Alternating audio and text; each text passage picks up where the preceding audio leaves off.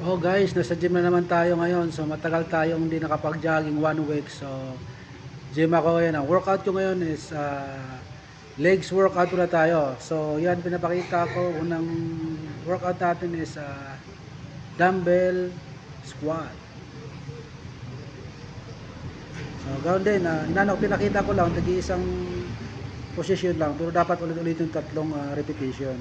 So one set lang ako pinapakita ko dito sa video ito. So tuloy-tuloy lang tayo.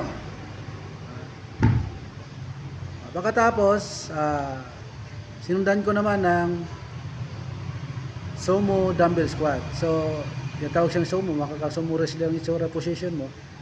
So maganda ito sa mga may edad na para hindi mapwersa yung ating likod, kasi kung mag deadlift tayo or mag barbell, dapat meron tayong belt back support. So wala. So ganyan lang tayo. Safe na safe yan kasi kontrolado mo yung up and down mo.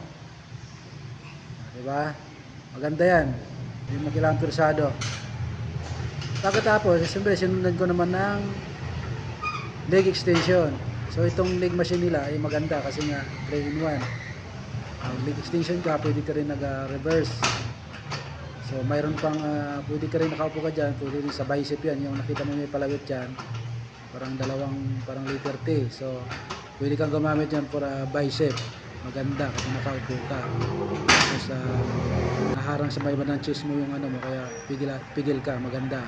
So ito naman, sinubukan ko itong itong tinatawag na abs roll wheel or auto rebound abs roll wheel, kasi nga tawag sa nag-rebound kasi nga pag push mo automatic bumabalik siya, may spring siya.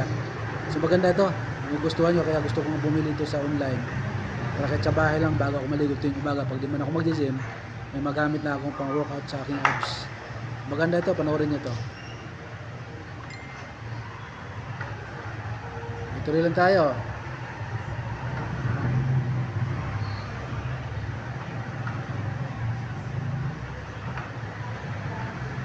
Okay, ramdam ko yung pisilantian ko. Yan naman. So sinundan ko naman ng sa tricep tayo. So ang tawag dyan, cable rope, kasi nga may rope dyan. So cable rope tricep push down. O kaya naman cable tricep push down. O bahala kayo ng tawag sa inyo dyan. Nakita mo yung tricep ko, yan, putok na putok.